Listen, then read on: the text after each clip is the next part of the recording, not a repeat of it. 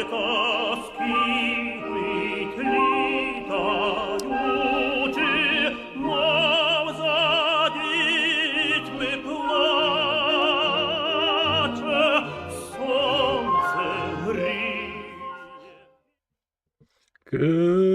morning. Well, evening. Whatever. How's everybody doing? See, I'm a little bit off center. That should be good. Starting out, let's look at the air raid alert map. Yeah, it's okay. Donetsk, 34 minutes. Sumy, 1 hour, 18 minutes. Klemensky, 3 hours, 14 minutes. Ternopil started 5 minutes ago. Ravine, 25 minutes ago. So, just to give you an update on where we're starting at, it is 4:17 in Ukraine. Hopping into operational information, they put out the report today, but no formatting.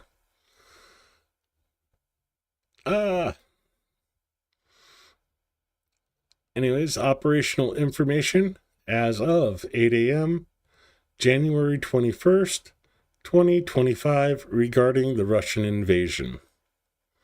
As always, they start the report with "Glory to Ukraine."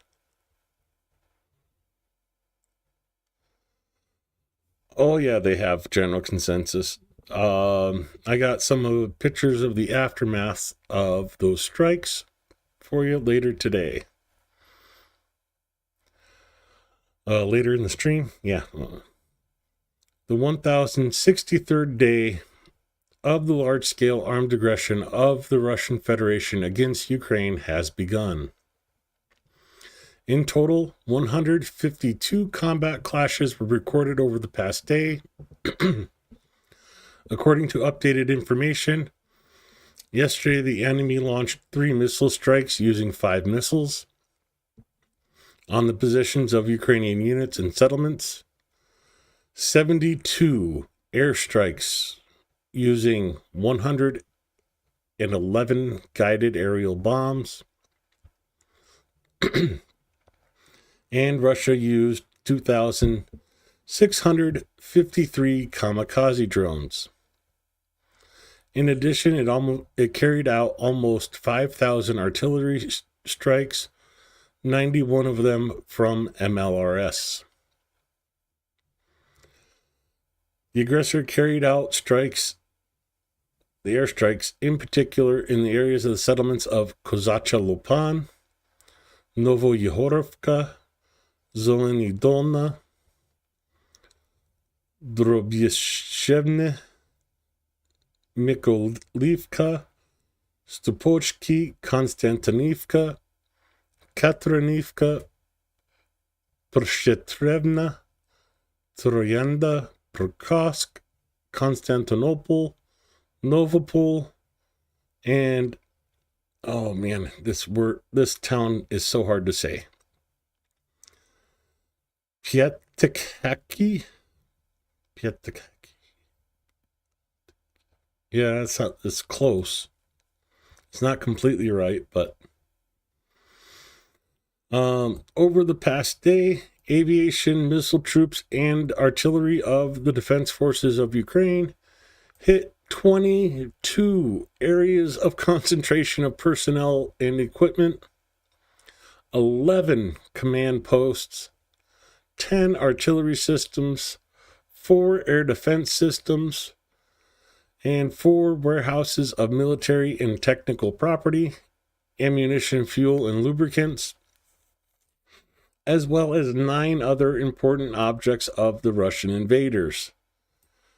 That is a huge step up and goes to what you were talking about, general consensus. The Ukrainians have definitely stepped up their game, striking Russians behind the lines. Moving into the individual directions. In the Kharkiv direction, 3 combat clashes took place near Voschansk. In the Kupiansk direction over the past day, 8 attacks by the invaders took place. The defense forces repelled enemy assaults near Petropavlivka, Koloniskova, Lozova, and Zarazova. Going to the deep state map. Zoom into Kharkiv and the 3 assaults in the Voschansk area. Kozacha Lupan was one of the cities hit with the airstrike. Coming down to Kupiansk, Petropavlivka,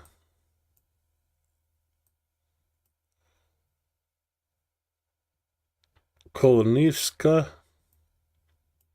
Zarazova, and Lozova, where 8 attacks took place in those cities, or near those cities. Going south from Kupiansk direction over to Liman. And in the Liman direction, the enemy attacked 15 times.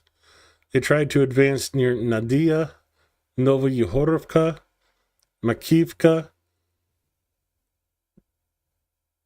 Kopanok, Noversky, Terny, and in the direction of Zarcheny. In the Servest direction, the enemy once attacked the positions of our defenders in the area of the settlement of Verkhnyo-Kamyansky.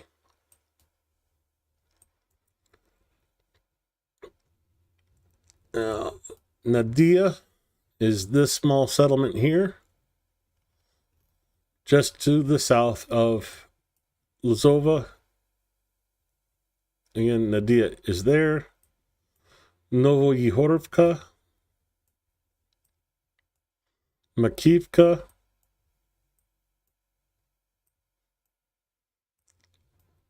Yampolivka, Zarechny,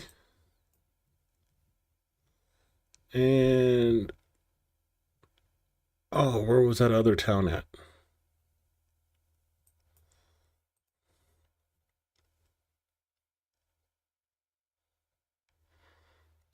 Novisky. Novisky is one of these other small towns, and I can never remember exactly where it is at. Right there, Novisky. Sometimes they say Novisky, sometimes they say Nobolubivka. So it's... Anyways, those are the directions of the attacks in Liman direction.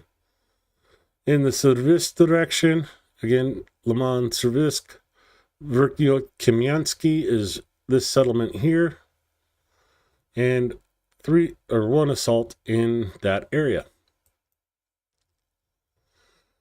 In the Kramatorsk direction, 9 clashes were recorded in the areas of Chasiv Yar and in the direction of Stupochki. In the Toretsk direction, the enemy carried out 17 attacks near the city of Toretsk, Krymsky, Devlivka, Shecherebanivka, and Ozaryanivka.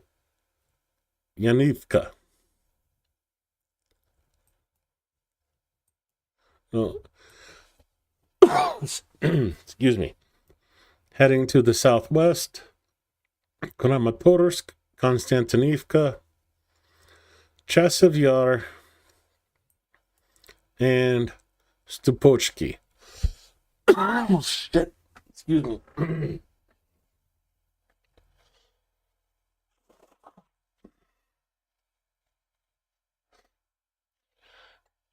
Yeah, we have a bunch of bitterly cold weather, and now it's snowing.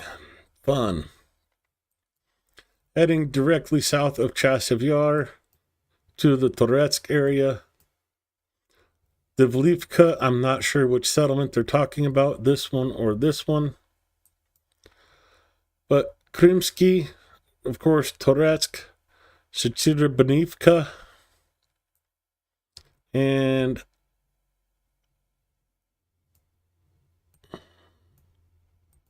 let's see, Ozaryankov. That is a new town for me. So let's see if we can locate.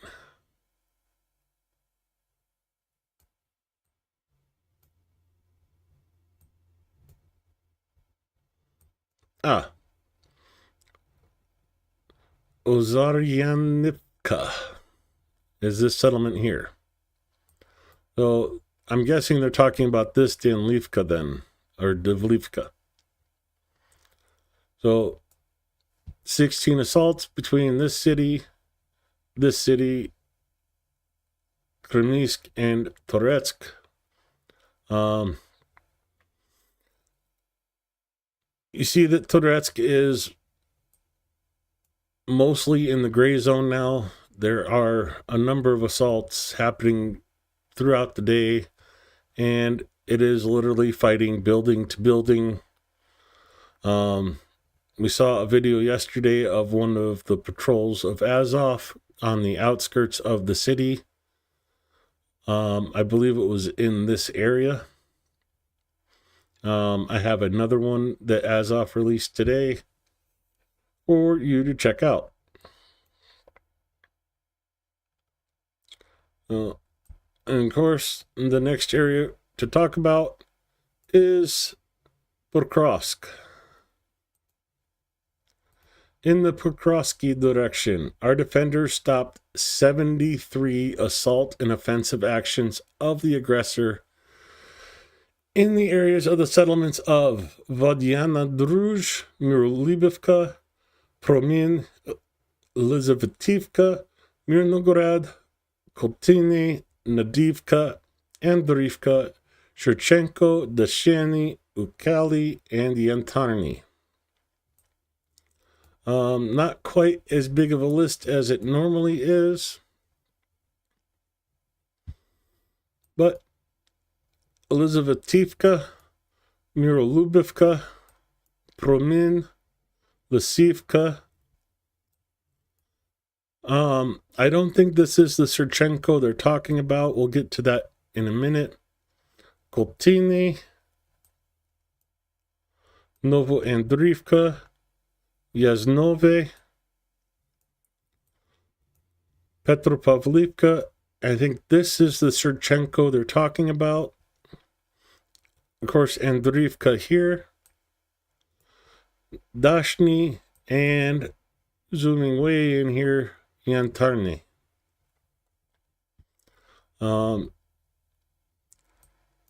Again, Russia's major efforts are going into Pokrovsk area.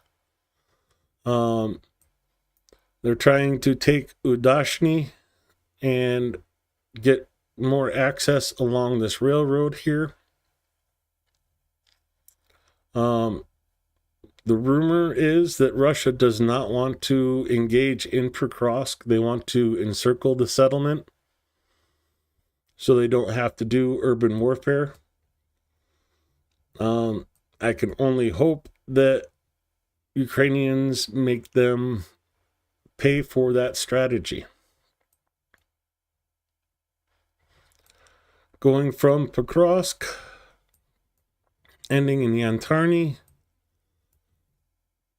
I have yet to find the city that they're using for the new name of the direction. Yeah,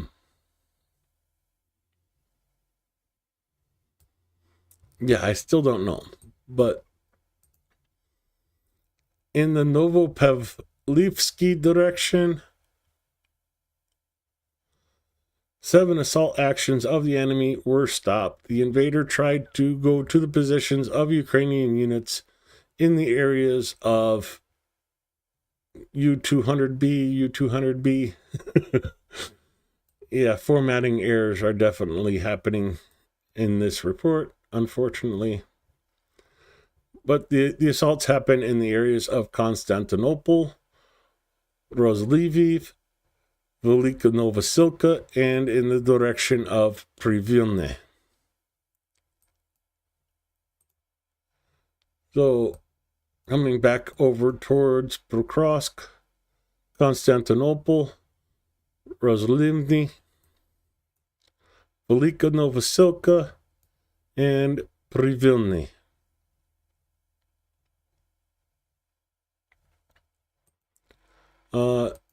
There is no update for Guliopol or Orarhiv, so good news there that there was no attacks in that direction. However, in the Pridniprovsky direction, the Russian invaders made 4 unsuccessful attempts to storm the positions of our unit in the island zone of the Dnieper River Delta.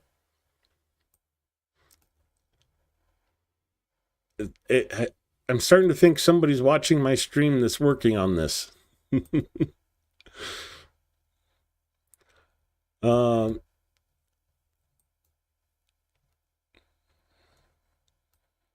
So, Juliopol, no offensive actions today.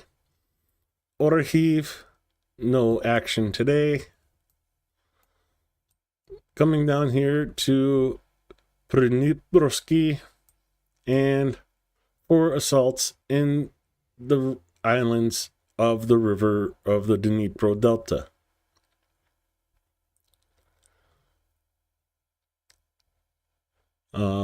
Moving on to the Kursk direction. In the operational zone in Kursk, units of the Defense Forces of Ukraine repelled 11 attacks. I mean, just shows you how important it's become. You know, of course, Putin decided that Russia needs to regain the Kursk area by yesterday. So that's part of it. But 73 assaults in Pokrovsk and only 11 in Kursk. In addition, the enemy carried out 30 airstrikes using 41 guided aerial bombs. They also used 452 artillery strikes on the positions of our troops and settlements. In the Juliopol and Orarhiv directions over the past day, the enemy did not conduct assault operations. In the Volyn and Polizia directions, no signs of the formation of offensive enemy groups were detected. On the border with Chernihiv and Sumy regions, the enemy from the territory of the Russian Federation is actively using artillery and aviation in the areas of Ukrainian settlements. Our soldiers continue to inflict significant losses in manpower and equipment on the occupation forces and are actively undermining the enemy's offensive potential in the rear. Goes into the losses for the day. And as always, ends with join the defense forces, Razom de Peremozhemo, and Slava Ukraina. Let me open up the Discord for ZSU. Open in browser. Total combat losses of the enemy since the full-scale invasion as of January 21st, 1063rd day of the war. In the last 24 hours, Russia lost 1,600 personnel. No, and I just got notice from Cars for Ukraine that the cars are arriving in Lviv. Now, talk about breaking news.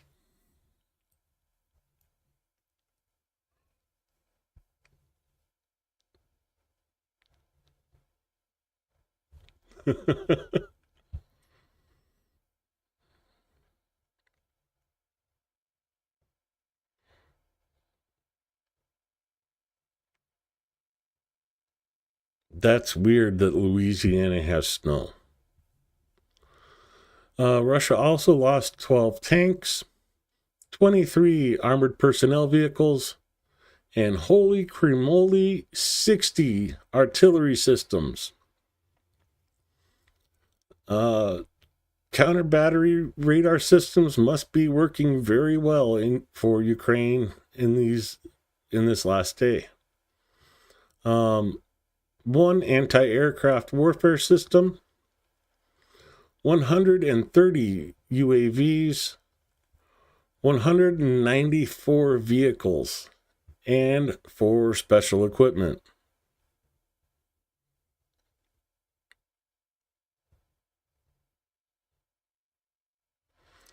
Every time he talks about it, the number increases. Never mind, I'm not talking about Trump. Sorry.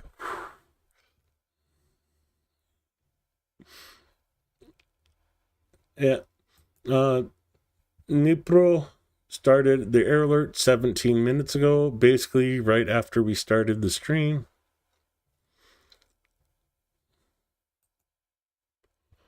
Normally I would go into Zelensky's speech. You see, it's even, Agent Orange is even news for Ukrainian channels. But Zelensky really didn't give his normal speech today. He was addressing the World Economic Forum. So if this is in English, we'll play it. If not, we'll move on to videos for today.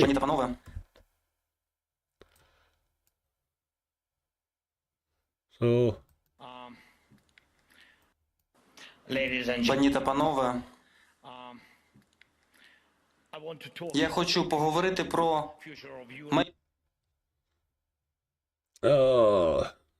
voiced over in Ukrainian.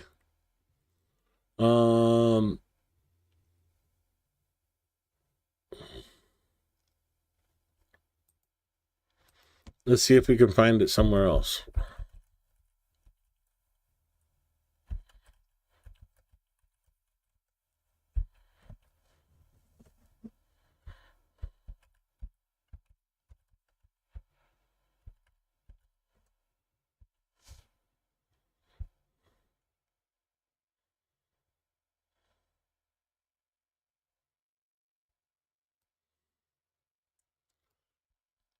Okay, so we might have to hunt through this.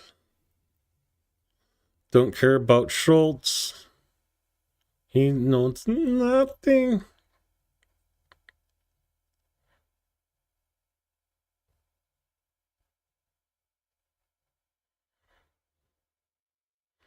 There's the man, the myth, the legend. That restores Ukraine's sovereignty. A peace that ensures future generations will never have to know the horrors of war. The world is eager to hear from you on what lies ahead for Ukraine in the coming year. Welcome back to Davos, Mr. President.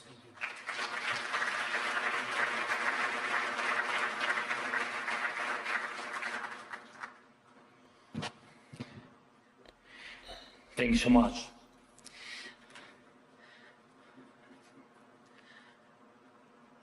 Ladies and gentlemen, I want to talk about the future of Europe with you, which basically means the future of most people here. Right now, all eyes are on Washington. But who's actually watching Europe at the moment? That's the key question for Europe, and it's not just about ideas, it's about people, first of all, about how they will live in a world that's constantly changing.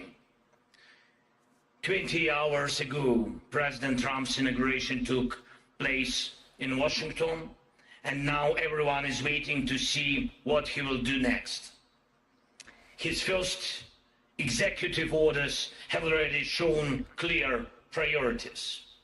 Most of the world's now thinking so. What's going to happen to their relationship with America?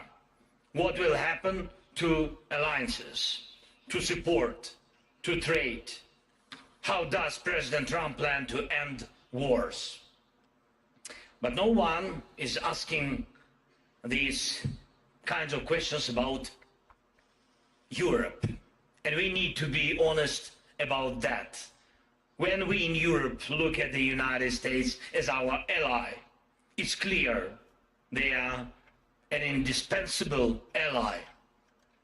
In times of war, everyone worries, will the United States stay with them? And every ally worry about that. But does anyone in the United States worry that Europe might abandon them someday, might stop being their ally? The answer is no. Washington does not believe Europe can bring them something that is really substantial.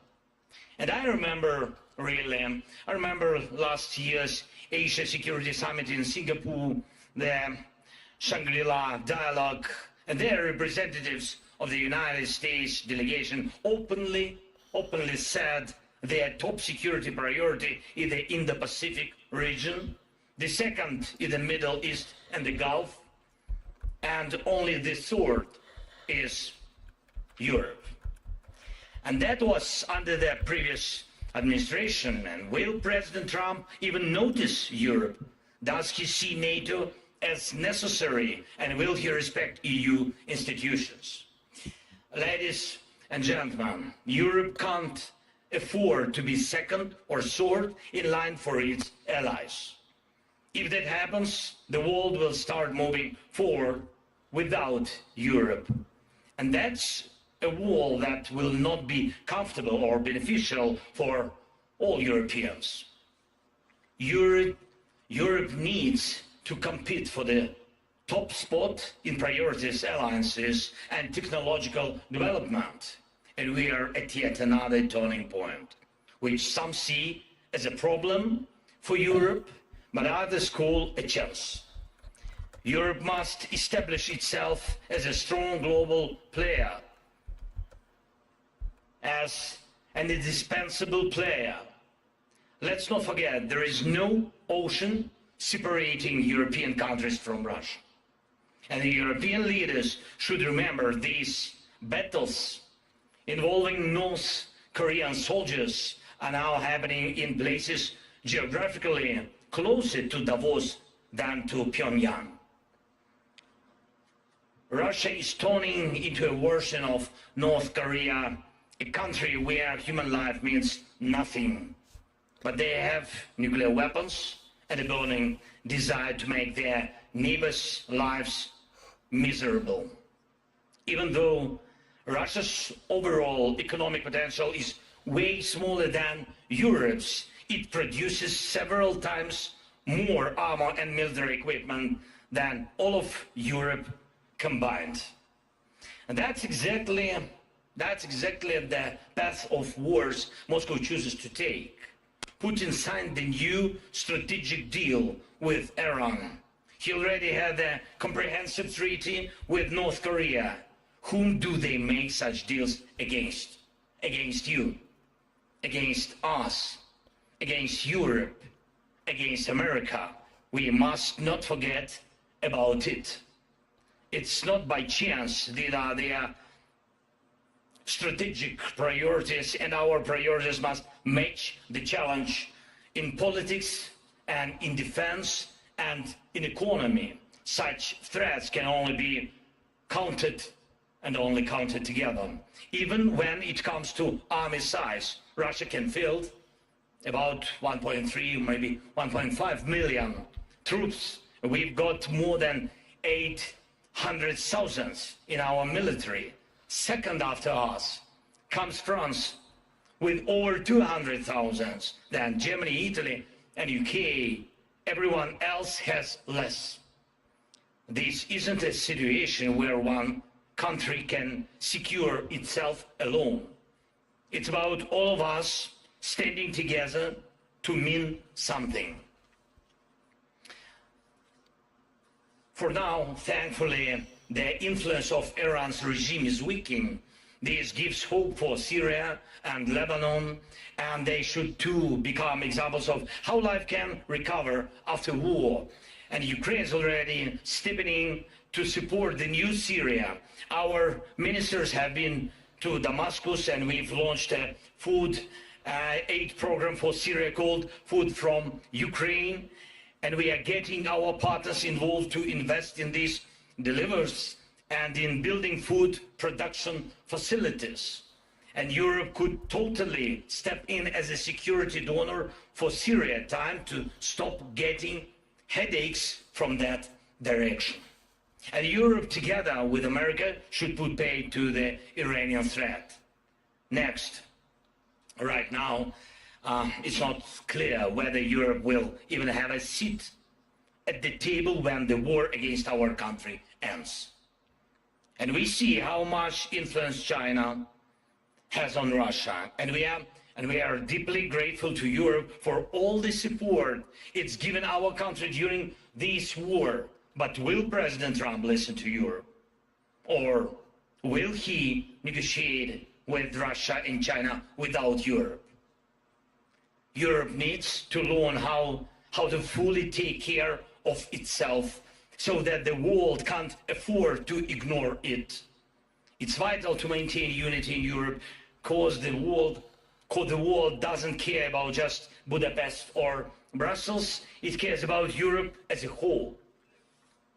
And we need a united European security and defense policy, and all European countries must be willing to spend as much on security as it truly needed, not just as much as they have gotten used to during years of neglect. If it takes 5% of GDP to cover defense, then so be it. 5% it is.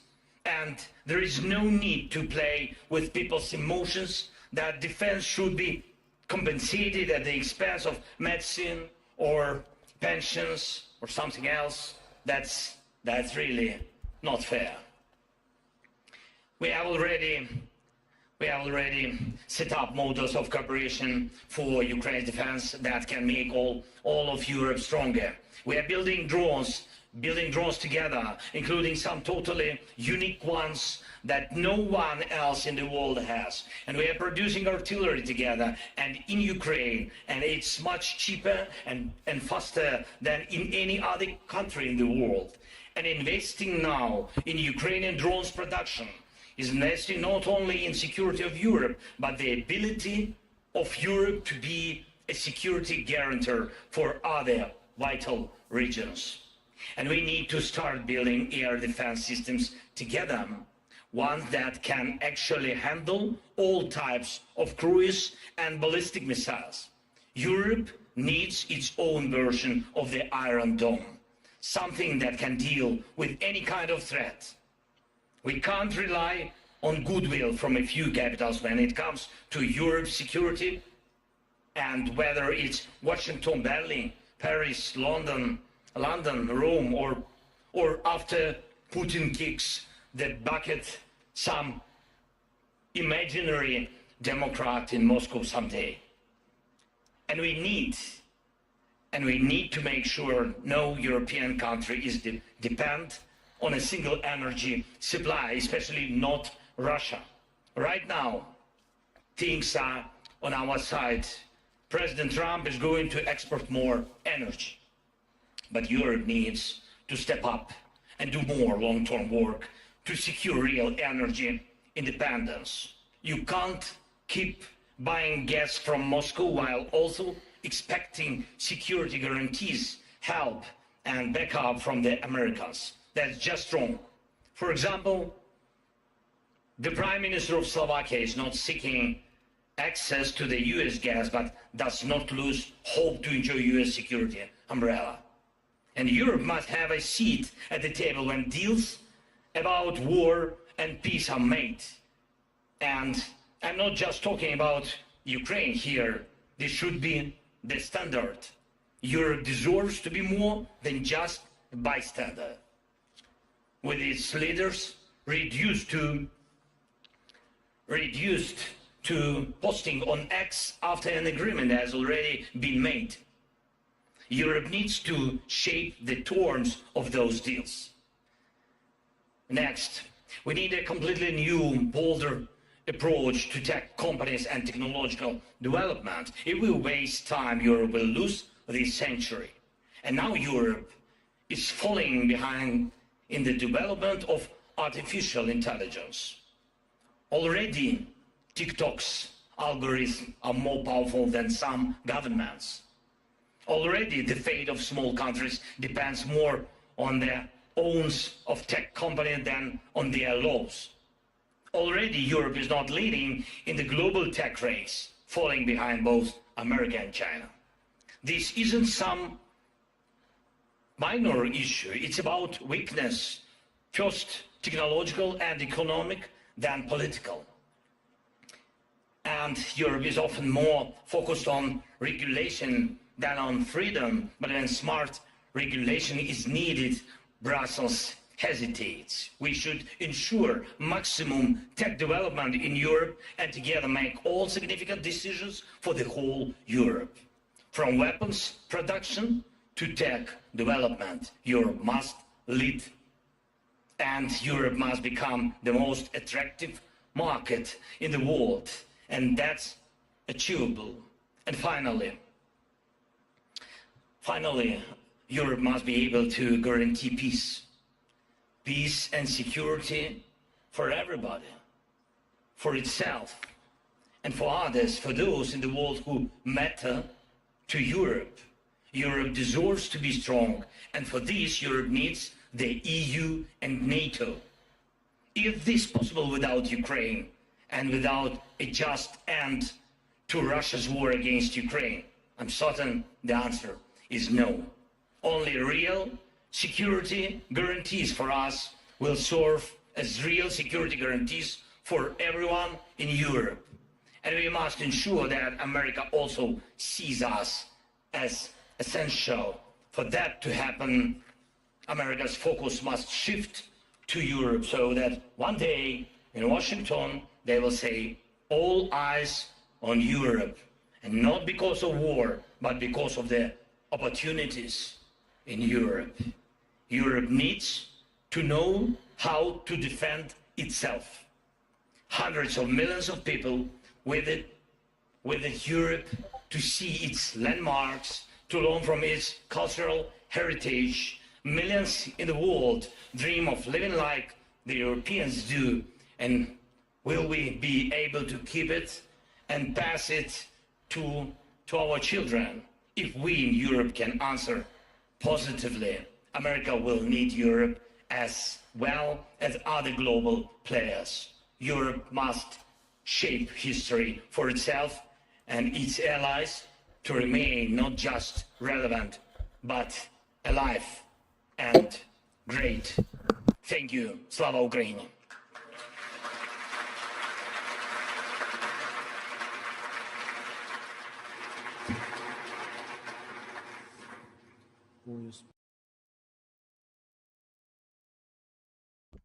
That was the speech from Zelensky today at the World Economic Forum. Thank you, DW, for providing the video.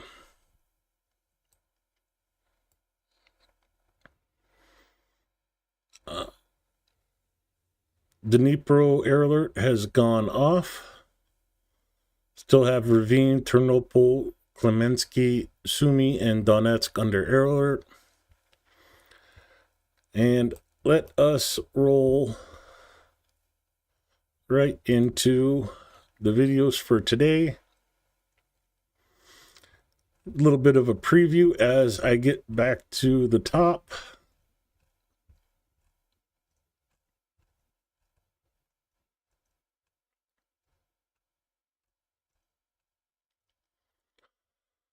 While I'm scrolling back up, I do want to talk about one thing.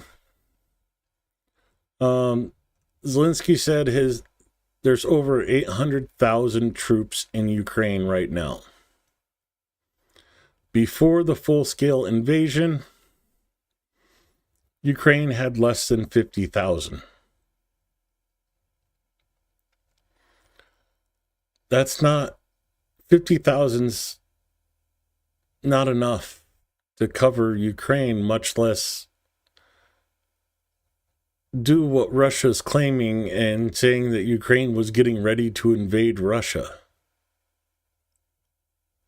It also explains some of the growing pains that Ukraine is facing.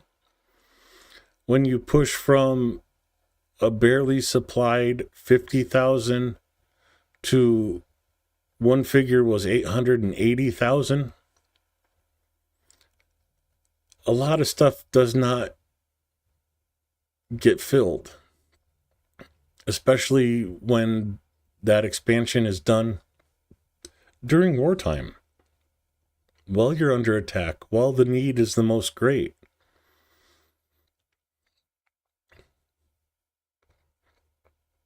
Just a thought I wanted to throw out there for you guys. Yesterday, Russia launched 132 drones. 72 were shot down. 59 failed to reach their targets, usually due to electronic warfare, unfortunately leaving one that struck its target. Russia also launched 4 ballistic missiles. Unfortunately, none of them were able to be intercepted. In Poltava and Cherkasy regions, institutions, outbuildings, and private homes were damaged. Several services are eliminating the consequences, thankfully with no victims or injuries reported.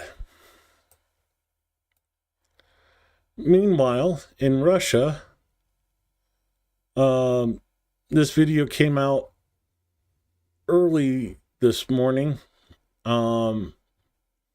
This is a building that Russian air defenses shot when it was targeting a Ukrainian drone. Here's the video for you. Ебать.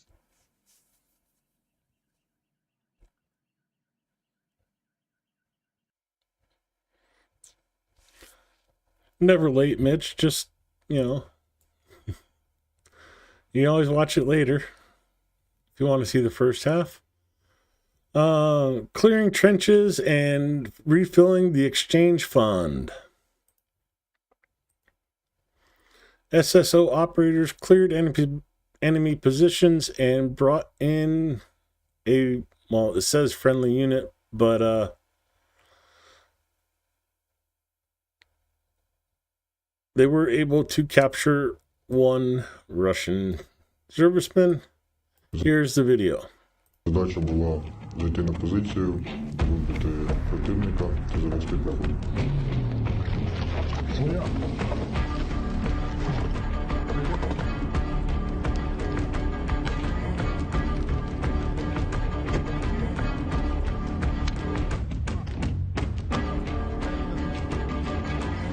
Будеш здавати чи ні? Нет!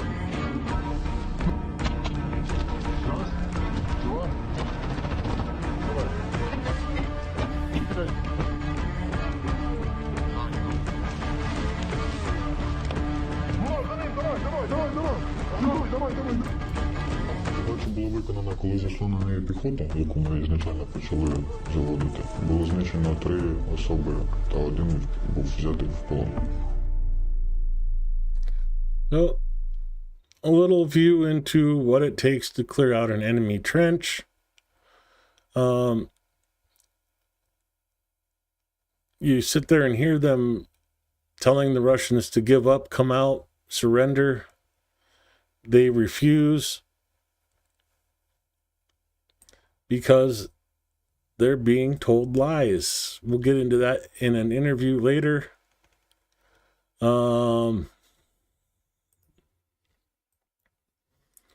The BBS and the 41st Artillery Division of the 63rd Brigade support their comrades from the 60th Infantry, who are repelling attempts to break through in the north of the Liman direction.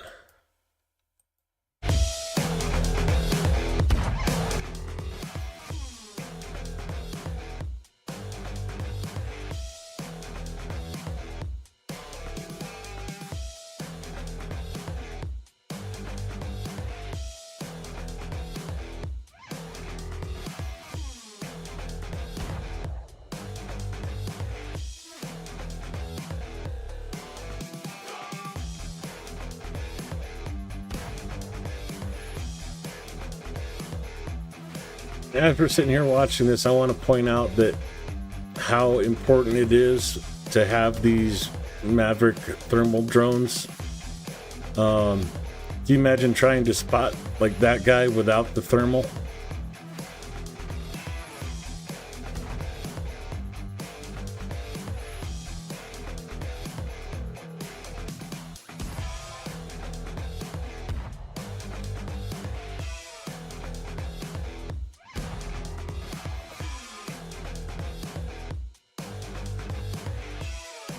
Yeah, without the thermal, it's just a dark spot on a white and dark background.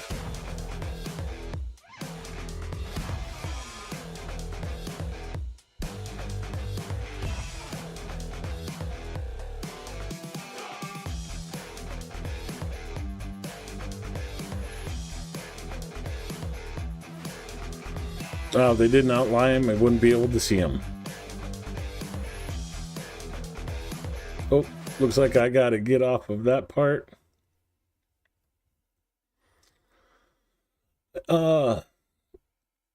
Recording of the air defense troops at work.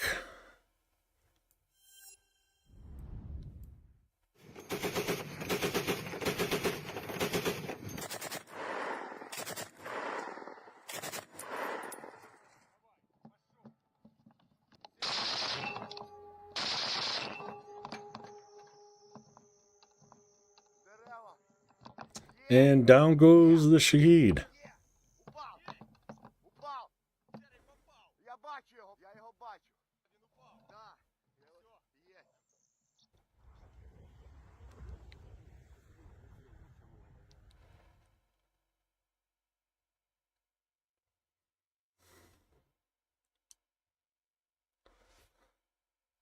Well, that's the air defenses taking out Russian drones.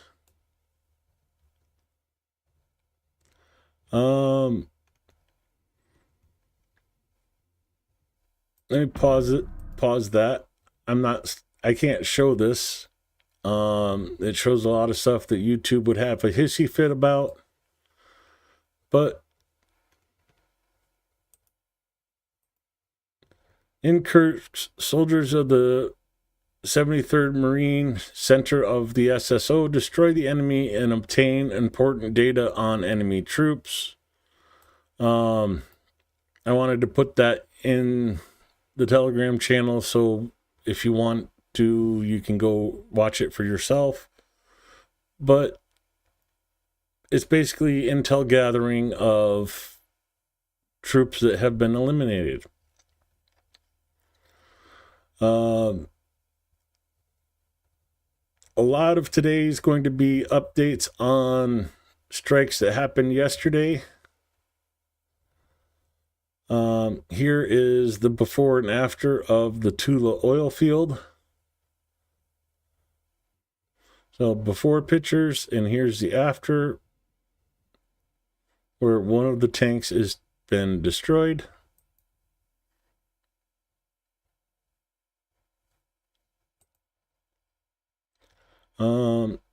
The aftermath of the Berdansk chemical plant. You can see where the strikes hit the buildings. Blown up sections of these buildings.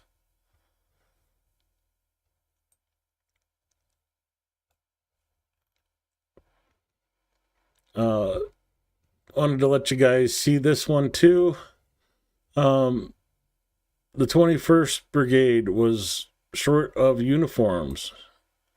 Through a collection from ZSU official Telegram channel, these guys got their new uniforms, and here they are saying thank you. Телеграм-каналу оперативної ЗСУ від бійців 21-го окремого батальйону спеціального призначення за допомогою у вигляді костюмів ВК. Слава Україні! Героям слава! Well, always good to see results of the fundraisers in action.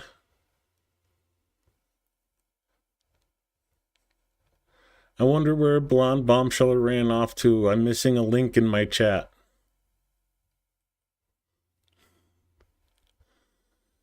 More of the aftermath from Liskey. Well, the oil depot in Liskey in today's satellite image burned tanks and fire trucks after 2 strikes, one on January and one January 17th and one on the 20th. Again, no video, just the image. So you can see the fire here and obviously the fire here.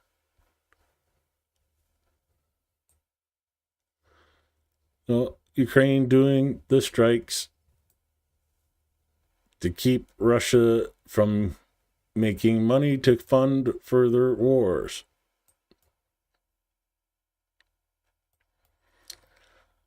So there's Bond with the Ko-Fi link. I'll talk about it again. I pinned it in chat. So 3rd Assault refilling the exchange fund. Here is a quick video from 3rd Assault Brigade. Мы русские, с нами Бог. Сдавайтесь, хохлы!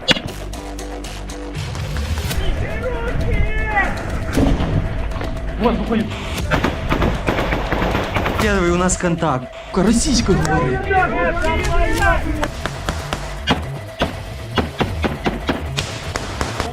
Працює третя штурмова.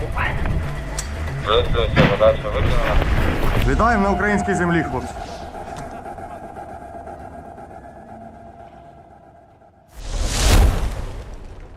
So there is 3rd Assault refilling the exchange fund.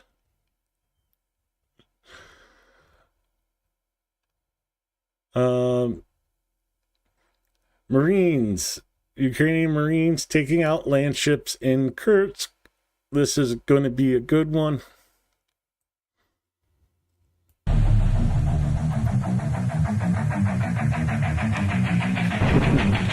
Was that your real mommy, Blonde?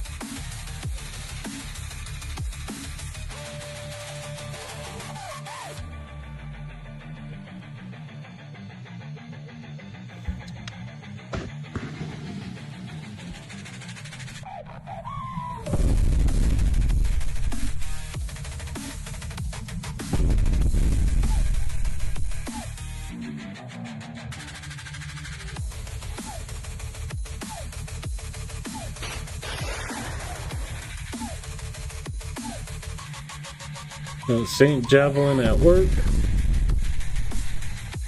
Oh, that one was pretty good turret toss there. Let me back that up.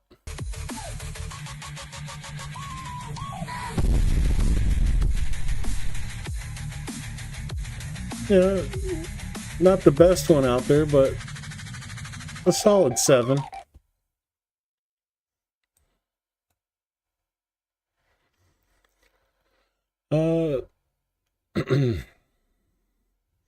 Our ancestors are from Greenland. Azov captured an Eskimo from Magadan in the Tourette's sector.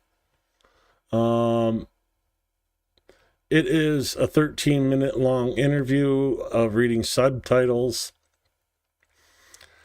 I am going to skip it for now unless you want to do some reading.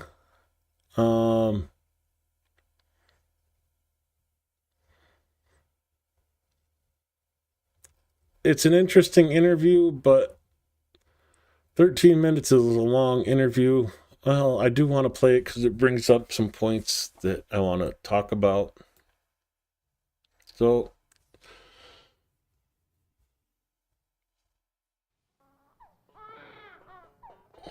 просто здесь от фашизма освободить. По мне работали мои же. Пытают ежедневно. Рубят яйца, ноги. Как этот Гитлер-то говорил-то. Убивают всех и вся, короче. И детей, и женщин, и стариков.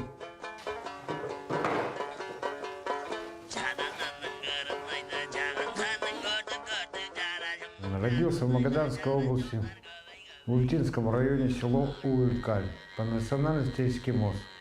Эскимосы произошли от алеутов, а алеуты, они были раньше жили в Гренландии, они потом начали из Гренландии идти и до самой Чукотки и Аляски добрались.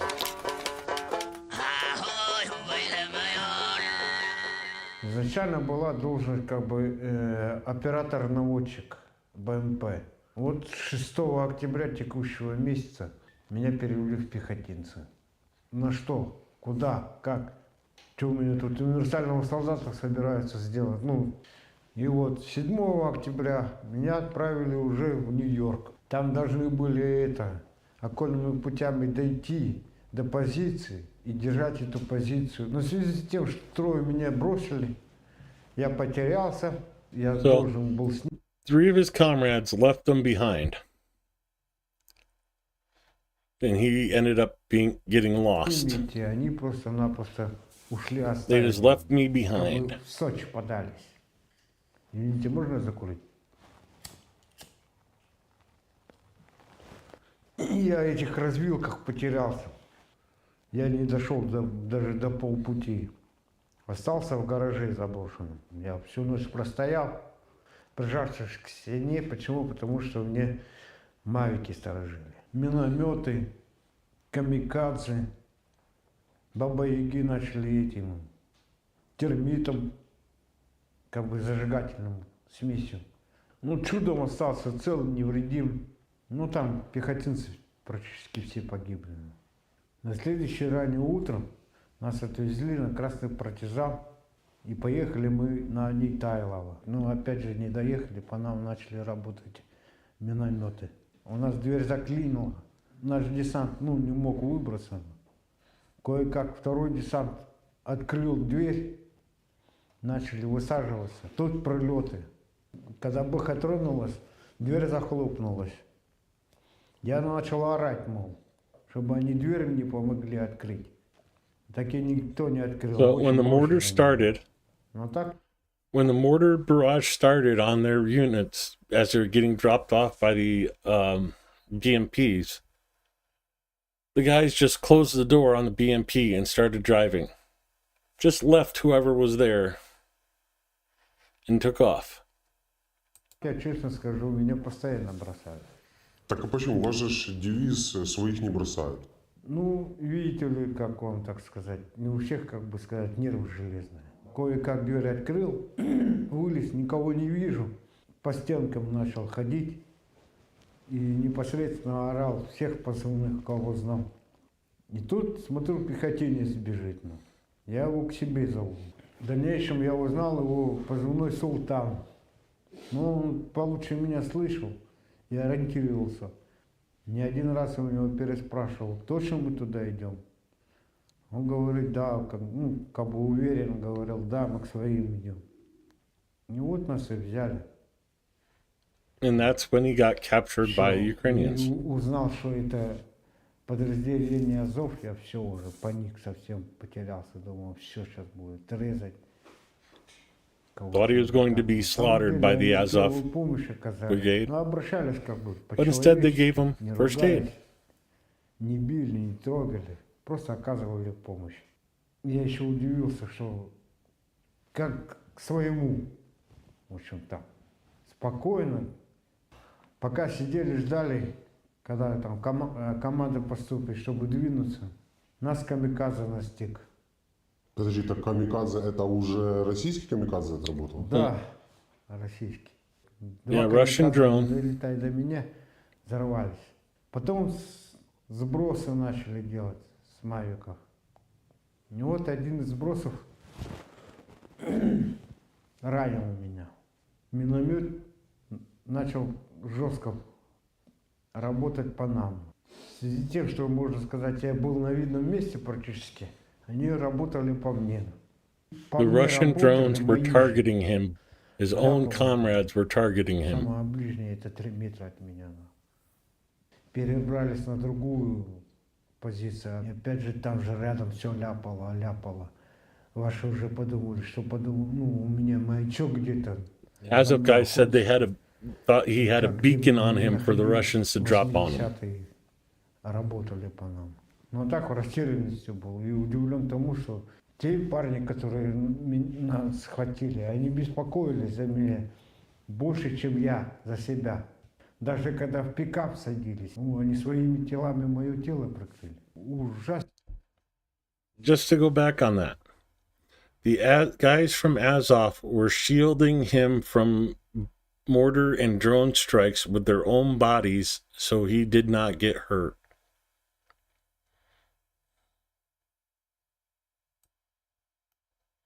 Больше, чем я за себя. Даже когда в пикап садились, они своими телами мое тело прикрыли. Ужастики рассказывают, что пытают, режут, рубят. А так, здесь я был просто поражен, удивлен. In the stories he was told that the Ukrainians would torture him, cut him, chop him up, and he was confused because they were risking their lives to save him. Относится как по-человечески просто. Как попал на службу? Против украинского народа ничего не имею, я просто здесь, как бы сказать, от фашизма освободить. Что ты имеешь в виду под фашизмом? Ну, это, как бы сказать, нацизм и фашизм. Это, как бы сказать, как этот Гитлер-то говорил-то, убивая всех и вся, короче, и детей, и женщин, и стариков. В фильме возьмите про фашистов-то, про немцев-то, как они относились, допустим, к местному населению, там, в деревнях, как они собирали всех, сжигали, подобное такое. Так вот, смотри, твои сослуживцы говорят, им буквально командир дает указания всех, в том числе и гражданских, любых людей на нашем направлении, расстреливать. Пленных не брать, если видишь человека в гражданском, стреляй. Сейчас я уже затрудняюсь по части этого. Я в растерянности, в общем. Вот от султана я услышал, что есть якобы эти загранотряды якобы. Его хотели обнулить еще до этого, наши же. И он, когда добрался до своих, его же хотели там не обнулить. Учитывая того, что как по мне работали, что камикадзе-2, что сбросы были, я был поражен просто. Как это так, по своему же и так. Ваши же у меня и спрашивали, ты как там, цел? Я говорю, да, цел. У меня 2 племянника были мобилизованы. Один погиб, другой пропал без вести. Я и потом, в связи с этим, я и решил уже пойти по контракту. Они тоже эскимосы? Один как бы эскимос, но наполовину эскимос, наполовину русский. А второй чистокровный эскимос. В России меньше, чем 1500 эскимосов зарегистрировано, да? И Да, 1400. это вообще нормально, то, что их так мало осталось, их еще и мобилизируют? Ненормально. У нас этого не поднимался вопрос. So, before I get canceled, in his own words, he's calling himself an Eskimo. And there's only 1,400 registered Eskimos in Russia, and they're drafting and mobilizing them at a much higher rate than ethnic Russians. Помню, там всех коснулась мобилизация, не имеет значения, кто он там, эскимос, ивен, юкагир, коряк, либо кто еще другой. Ну а по закону это вообще законно? Ну, нету ли какого-то закона, который должен защищать? Коренных малочисленных народов. По части этого, можно сказать, слышать и не слышу, чтобы стояли, защищали, держали, как бы так. То есть ты слышал, что и других эскимосов мобилизировали, кроме твоего племянника? Да. Но я, как бы сказать, пошел добровольно. Чего ты собирался добиться этим поступком? Ну, во-первых, судьбу второго своего племянника узнать. Так и до сих пор не знаю, где, как. Кто-то из наших пошел, из стариков. Почему? Потому что, чтобы, допустим, сына не взяли, не отправили. Пока он служил, сына взяли его. Как относятся русские к эскимосам в целом? Была ли какая-то неприязнь? Было и, можно сказать, и по сей день такое. Ну, азиат, местный коренной житель. Что с него взять-то? Кого, чего да как. Якобы неграмотный. Те земли, на которых живут эскимосы, они очень богаты на ресурсы. Вот есть коренные жители, да, но выходит, что этими природными ресурсами они в принципе не могут воспользоваться. Да. Не обижает ли это? Ну как-то вот вы за столом этом общаетесь, понимаете эту тему? Эти вопросы поднимают. Даже со стороны Америки, ну, с Аляски, индейцы приезжали и поднимали этот вопрос. Там-то должны были коренным малочисленным народам как бы Чукотки выплачивать кое-какую компенсацию. Вот в Америке коренной житель Аляски получает $200 тысяч раз в полгода. В год он 400 тысяч получает. А что ты раньше слышал об Украине, об украинцах? Я не знаю, как, допустим, обращаться, ну, к местным животным. Вот одна женщина видит, что белый медведь в помойке лазит. Она пошла в магазин, купила булку хлеба и начала протягивать ему, чтобы он покушал. Так он этот хлеб и с ее рукой скушал. А эта женщина, чтобы не мучилась, коренной житель ее добил. Просто она по-человечески поступил, добил ее. Из-за этого даже, можно сказать, 15 лет сроку дали. Хочешь, чтобы тебя обменяли? Да. А в дальнейшем я уже мне запрет на войну, как бы сказать. Если будет опять толкать, ну я скажу не, ну уже все. Готов на срок даже, пусть даже срок дают.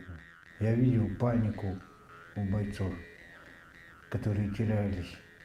Не могли ничего сделать в отношении других солдат, в отношении себя. Не ходите сюда, на бойню. Здесь просто мы пушечное мясо. Никакие подвиги вас потом на родину не вернут. Но обращаюсь по делам коренным малочисленным народам севера, крайнего севера, Дальнего Востока и Сибири, то если возможности мне, то отменяйте. И больше, как бы сказать, не отпускать на такие боевые действия, как сейчас в современном мире.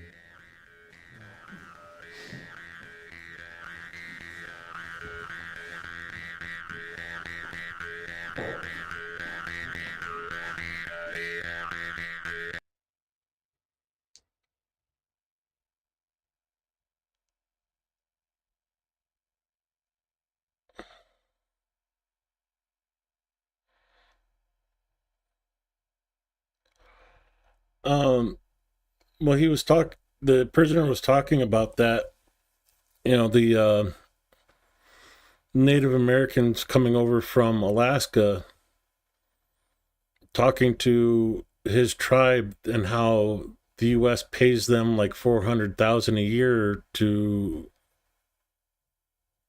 use the resources of native land, and nothing like that happens in Russia. There's no protections for the indigenous people.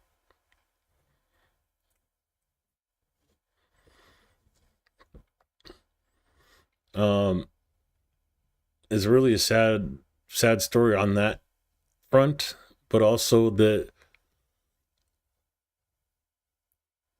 the racism of the Russian people is not talked about at all in this.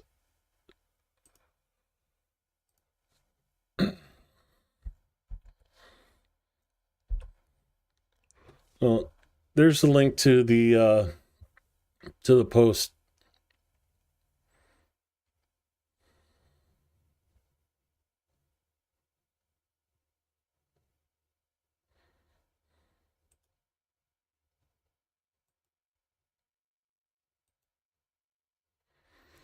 Niels, that's not appropriate.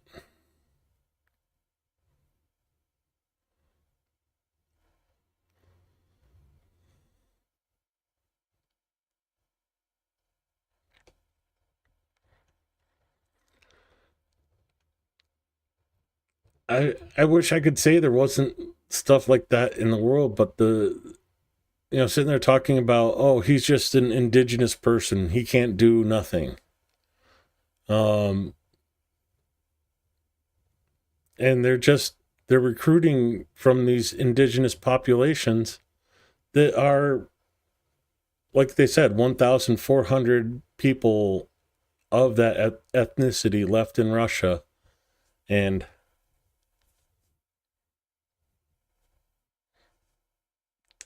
they're taking everybody they can.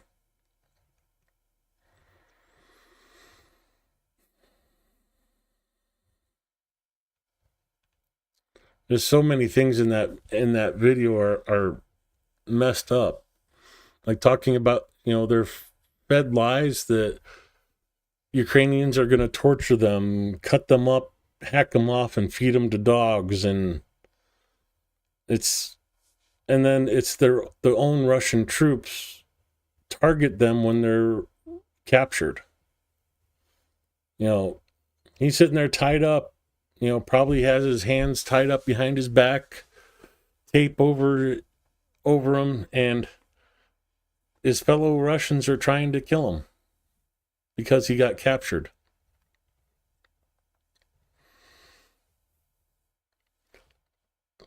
So, seen a lot of videos from Azov today, and here is another one.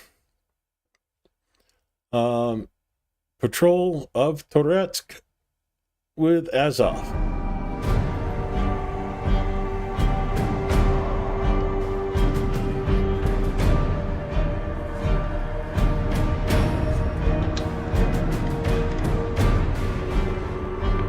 Hey, Nick.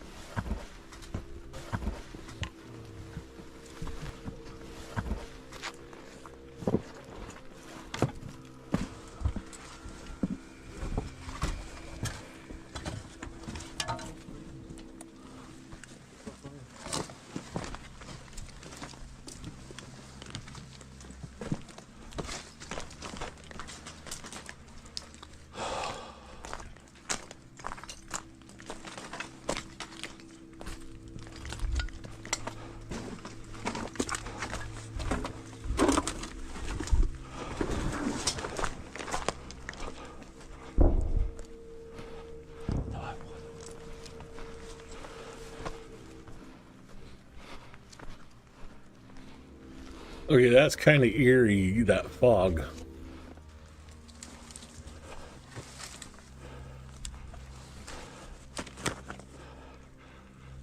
Чисто, да? Біля підвалу. Один 200 противник.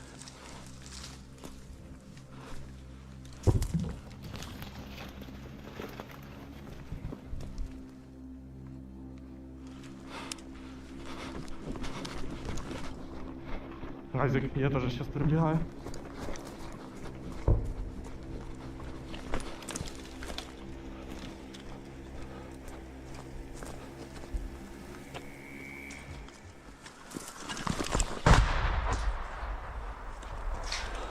Yeah, I want to back that up for just a second. You hear that? You'll hear that whining just before the boom. That's an FPV drone coming in.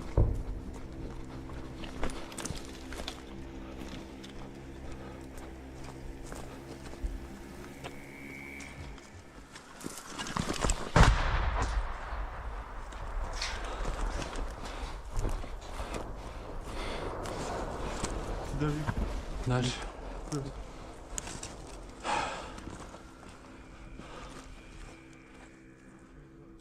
Есть якась критка. Ховаємось в підвал. Залазь.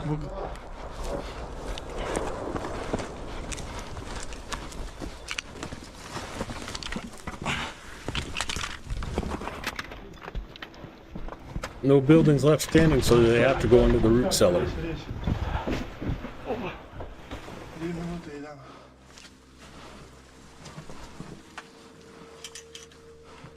Так, Жолік, давай виходь сразу за мною. Плюс. Сейчас спробуємо зайти в цей дом.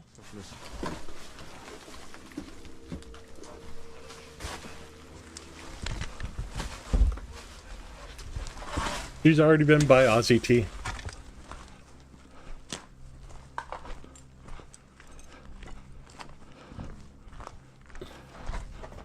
Yes, of course I have to back it up for the tractor. I want one.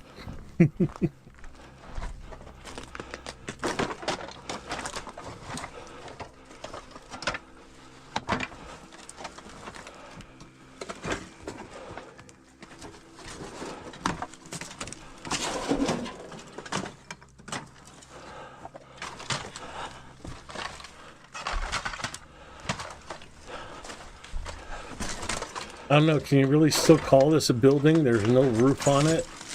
Most of the walls are damaged and falling down.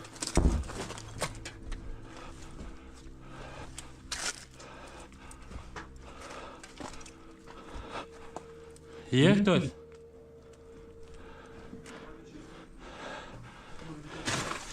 Не знаю, треба спускатися. That has to be the scariest shit right there. Ты кто, механик-водитель? Да. Чем заезжал сюда? БМП. Когда заезжал? Сколько дней назад? 17 числа заезжали. Сколько человек сюда завезли? 6. 6? Да. Где твой напарник? Документи є? Нету, есть? документов нету с собой никаких. Телефон мобильный. Телефон сдох. Давай телефон, пароль от телефона. Быстрее. Сейчас, секунду. Откуда у тебя гидратор МПАКовский? А? Гидратор украинский. Кулиш, ложи, кидай, здесь, кидай здесь туда. было. Туда ложи. Кулиш, вийди порядок, скажи, ми взяли ще одного. Механік водій заїжджав якого числа? 17. 17 числа. Плюс. Ось він спить, прикинь, я заходив, він спить. Я не спал, я лежал просто. Ну і думав, я не зайду, так? Я не знал. Откуда выезжали, я не помню. Откуда-то партизан какой-то там. Ага. Красний партизан, так? Да, откуда-то оттуда выезжали. Можно водички вот это вот попить? Яку? Да, пий. Ми ж не... Ти знаєш, кому ти попав в плен? Нет, не знаю. А з ким ти воюєш, ти тут Ти знаєш? воюєш, знаєш? Знаю, что ВСУ. ВСУ тут? ВСУ? А чесно? Ну, мне точно ничего не Вам объясняли. какую-то политинформацию доводят, кто против вас? Ну, говорят то, что правый сектор, Правый сектор? да, Я понял. ВСУ, ВСУ, да? Понятно. да, Всё? и все, больше никто ничего. Ну, говорят, что есть... Какие-то операции в ближайшем времени планировались? Та но он мне сім- не докладывали. Он 17 числа ж заїхав. Він 17 числа заїхав. Мы 17-го только заехали. Зараз продовжуємо рух туди в сторону трактора. Потім знайдемо там, якщо нормальне укриття, будемо там. Потім треба якось думати, щоб залетіла машинка і нас забрала. Тебе повезло, нахуй. Да, главное тебе, что твои кенты не наебашили там, нахуй. Не бачили ні тебе, ні нас. Да, и все будет. С противоположной стороны зеленки. Ви заходите з севера.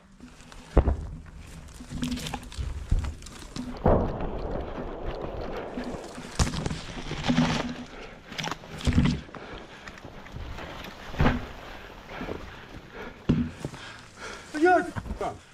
Лежать, нахуй! Лезь! Ко мне, нахуй! Сюда, нахуй! Сюда! Назад, блядь! Встал, блядь! Ближе назад! Плюс.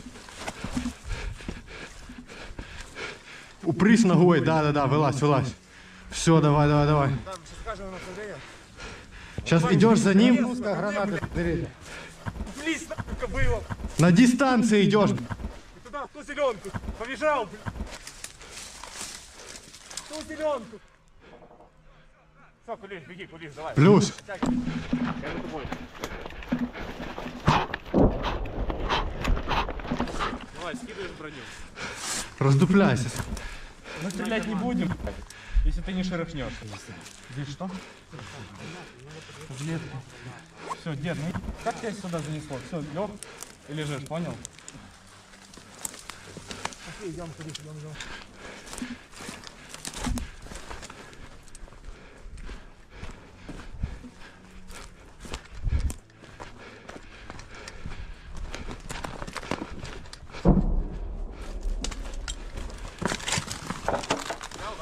Да.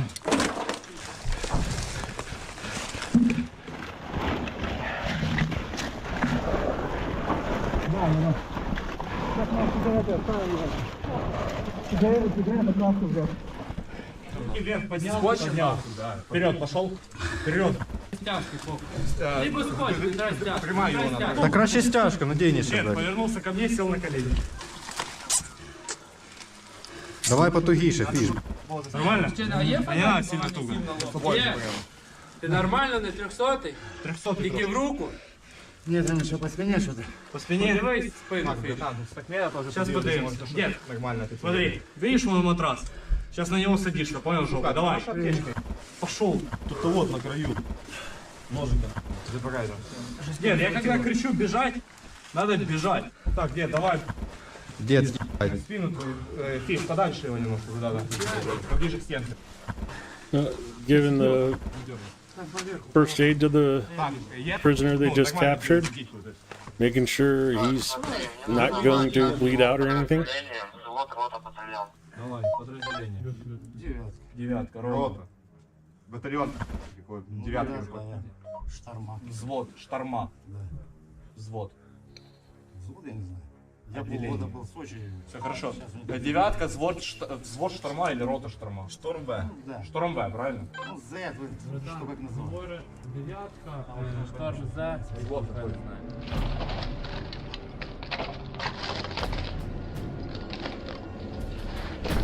Why is New Orleans stealing my snow?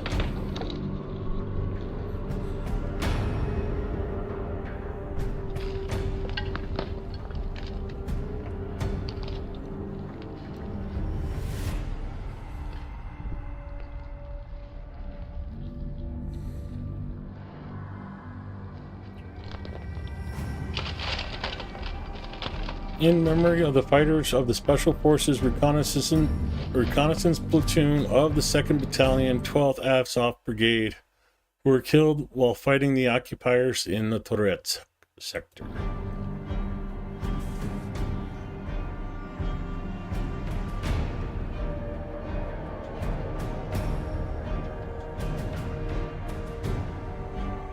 Not this year, it isn't blue. Not for me, anyways. You get this little line of white stuff along the road, and that's it.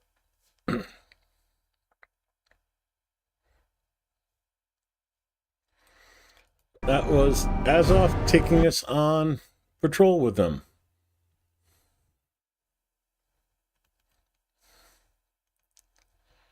That is the full video. Let's not go through that again.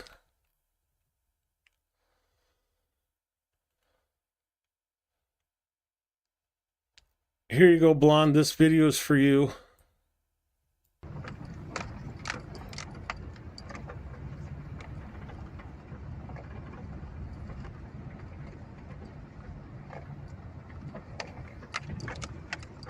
Охуеть.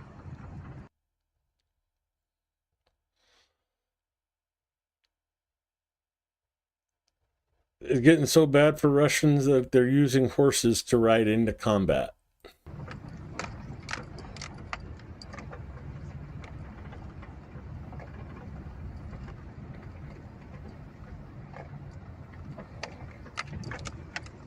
Охуеть.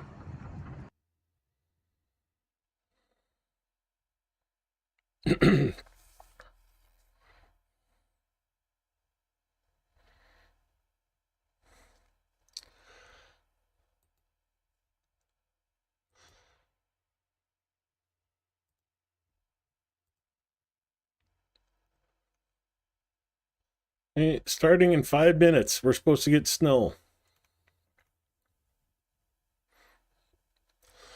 But,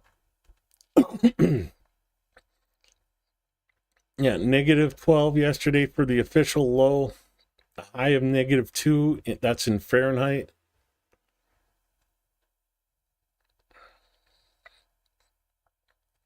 And yeah, today we're at 25 and 28.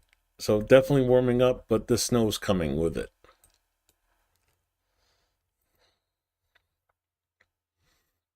Yeah, just, you know, if the trenches weren't enough, there we are, World War I.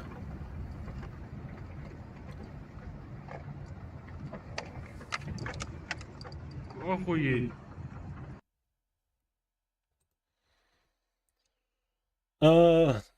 HIMARS was captured hitting the command post of the Russians' 29th Combined Arms Army in Volnovyaka.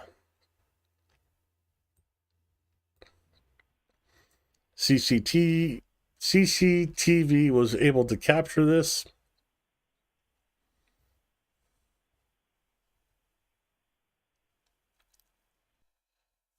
And there you go. Happened yesterday at 18:30 hours.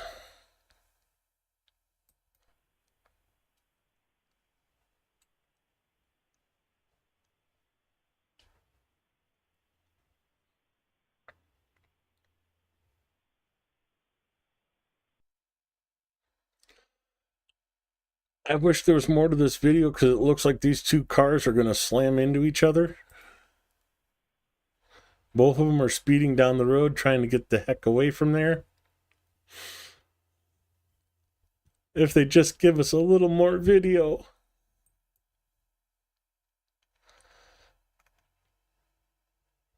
All I can say is Finland.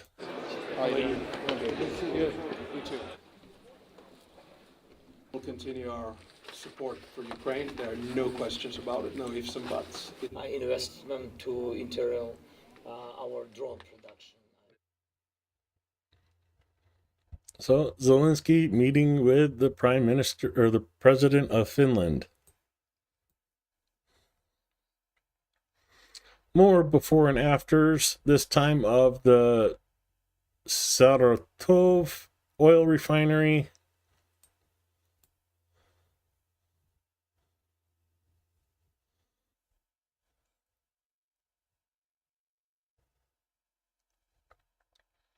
One more time.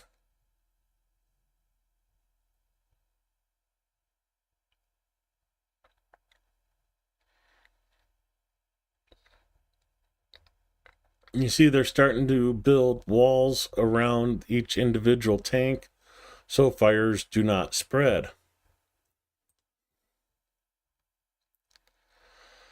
Well, the captions say it all. Вчора ввечері росіяни обстріляли центральну вулицю міста Покровськ, бульвар, який вже давно не працював. Ну і цивільний будинок. От. Доброго ранку. Що, у котрі це вчора було, не знаєте? Пол шестого вечора? Пол шестого вечора. Тут кума квартира була. Кума, да, сгорела там? Да. Ну, ракета летела, да. Ракета? Свистела, да. Свистела? Да. Вот, гудела как самолет.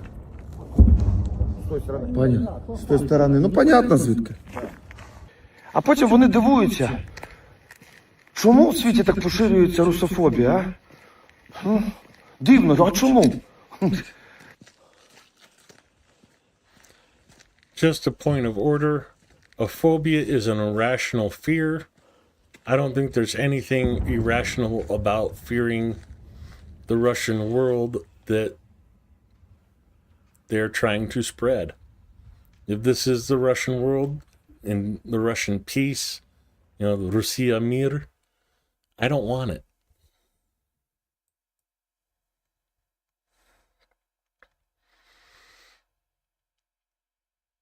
A short clip from Chasiv Yar.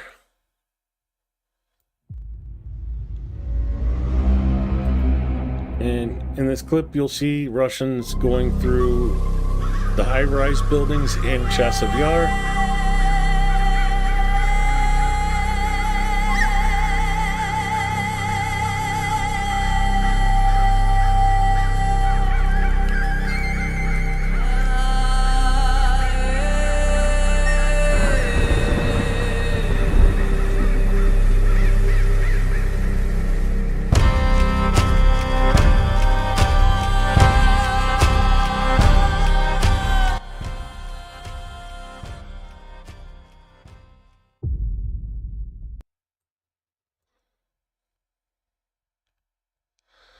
And here we are again with the 42nd Brigade.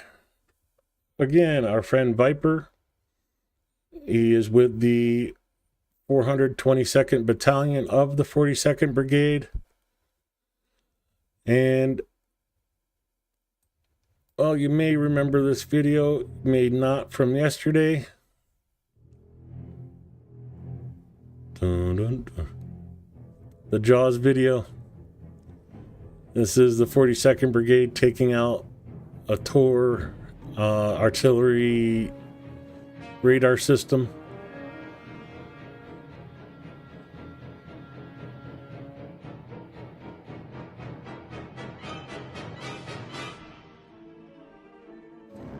You know, it was a Mavic 3T that spotted that thing.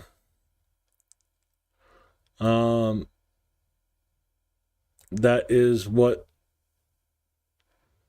Blonde Bombsheller is trying to raise money for, is another Mavic 3T for Viper and his boys. Any bit you can help with would be much appreciated. And as a bonus, they sent us a second video.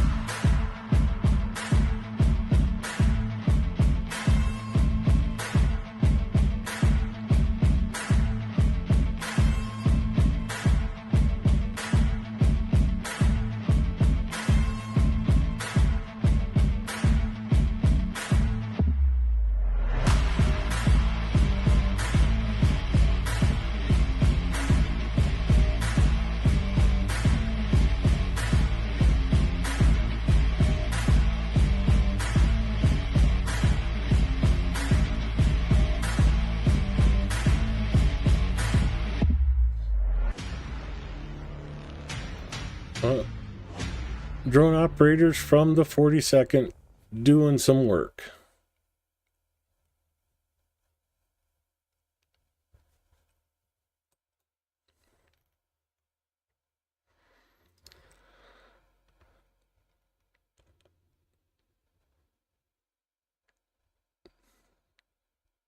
give you guys an idea of the quality of troops that Russia is sending on these meat waves. So we'll back this up here for a second. Okay, no, he's not. One guy with crutches, two guys with crutches. This guy sitting on the ground is having an epileptic seizure.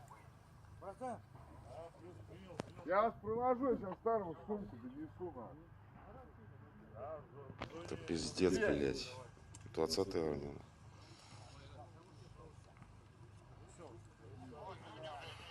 Ну, эпилепсия аж случилась.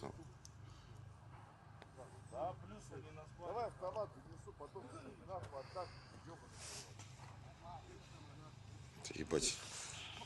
Костыляк человек пошел на БЗ, блядь.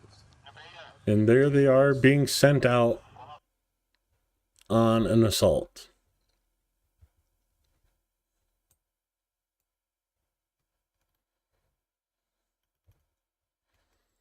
Get a nice view of a Ukrainian drone flying over Rostov.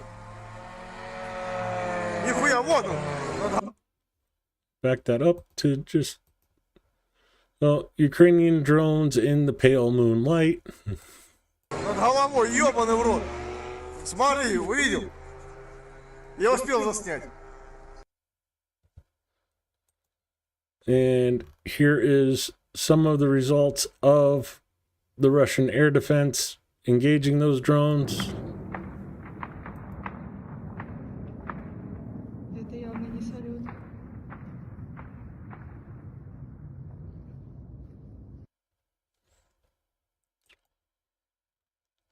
And the results of the drones.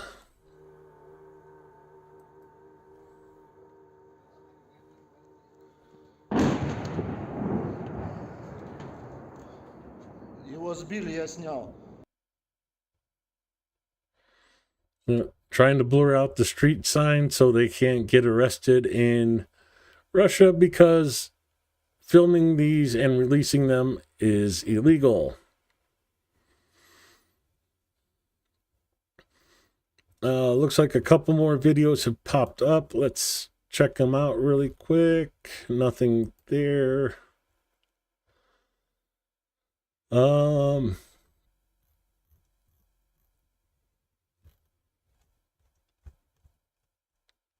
Zelensky meeting with Albanian Prime Minister, signed an agreement on long-term cooperation and support between our countries. Albania has been providing military and humanitarian assistance to Ukraine since the start of the full-scale invasion, and will continue to provide support throughout the 10-year term of the agreement.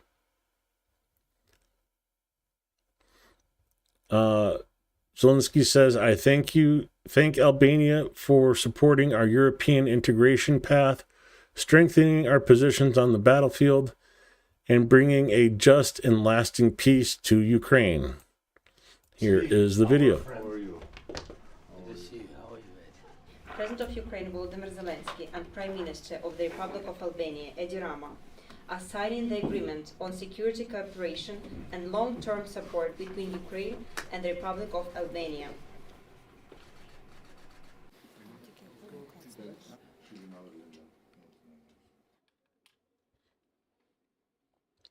So a 10-year security contract with Albania. UK signed an agreement with Ukraine for 100 years. Finland has talked about doing a similar agreement. So, well, U.S. is sitting here with our hands in the air like we don't know what's going on. Other world leaders are stepping up and taking charge. Thank you to Albania. Thank you to the UK. Thank you all for supporting Ukraine.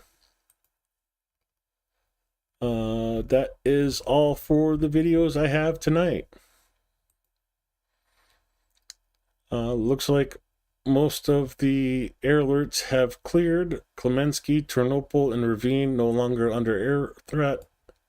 Sumy still under air threat after 2 hours 57 minutes. Donetsk, well, it looks like the air alert dropped off at 5:30, but has been back on since 5:47 this morning.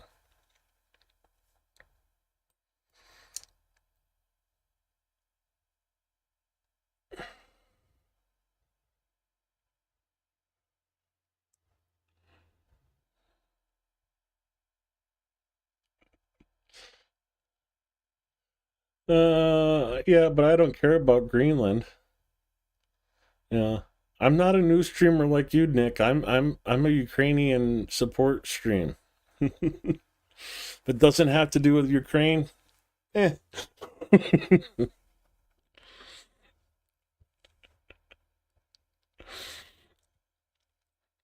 So that is all I have for you today. Hopefully my stomach growling wasn't picked up by the microphone. Yeah, it's been a long day for me. 2 different doctor's appointments. Unfun.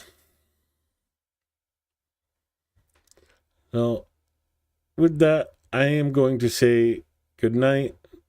Thank you for coming to the stream. Thank you for liking, sharing, subscribing.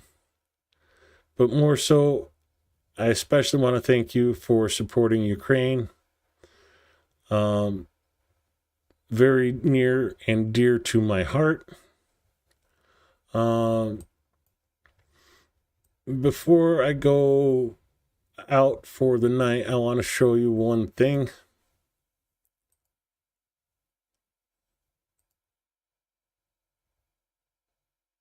This image.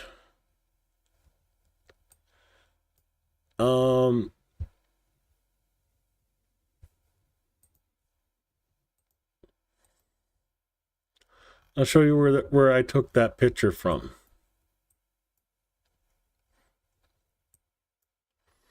So right here on the outskirts of Kyiv, on the border of Kyiv and Sofivka, there is this little plot right here.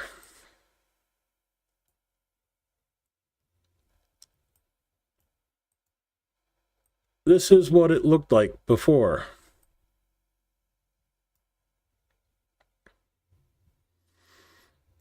Unfortunately, a Russian, I don't know if it was a Shahed or a missile, hit here. And when they were rebuilding it,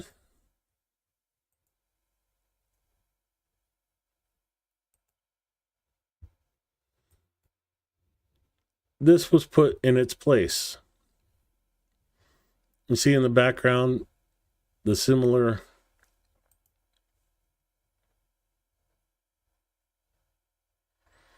the clockwork cart, Moya Heart Ukraine. Again, that's what it was before. And here's the after.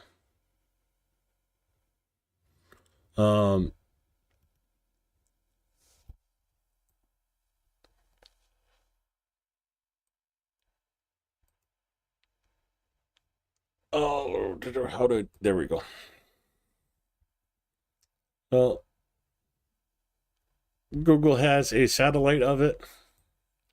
So there, and if you go back through here, you'll see this area here. This is a wildflower garden that Ukraine installed because of, again, there was more damage here. And a nice park right through here.